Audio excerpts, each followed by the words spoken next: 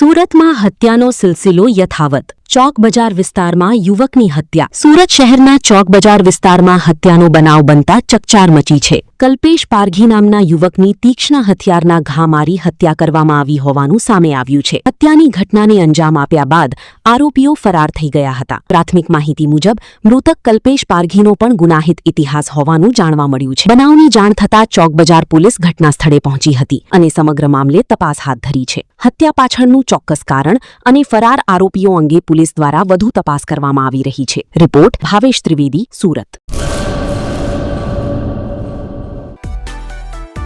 માં motor driving, safe and sure driving.